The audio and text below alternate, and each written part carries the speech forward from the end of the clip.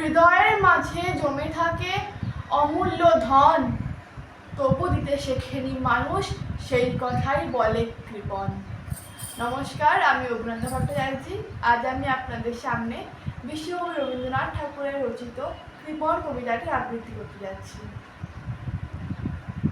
আমি ভিক্ষা করে ফিরতেছিলাম গ্রামের পথে পথে, তুমি তখন চলেছিলে তোমার স্বর্ণরথে।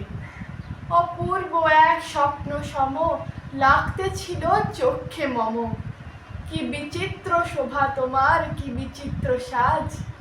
আমি মনে ভাবতেছিলেন এ কোন মহারাজ।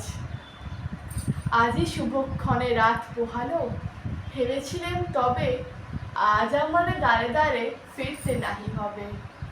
বাহির হতে নাহি হতে কাহার দেখা পেলেম পথে, চলিছে রথ ধান্য ছড়াবে দুই ধারে।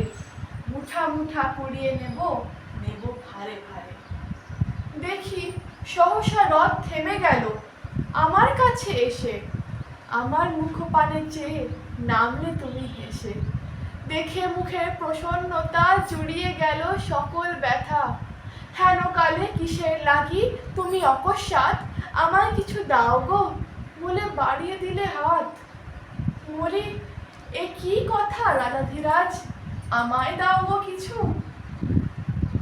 তোমার কি বা অভাব আছে ভিখারি ভিক্ষুকের কাছে, এ কেবল কৌতুকের বসে আমার প্রবঞ্চনা। ঝুলি হতে দিলেন তুলে একটি ছোট কণা, যবে পাত্রখানি ঘরে উজাড় করে দেখি, এ কি ভিক্ষা মাঝে একটি ছোট সোনার কণা দেখি। দিলেন যা রাজ ভিখারিরে স্বর্ণ হয়ে এলো ফিরে, তখন কাঁদি চোখের জলে দুটি নয়ন ভরে। তোমায় কেন দিইনি আমার সকল শূন্য করে। নমস্কার।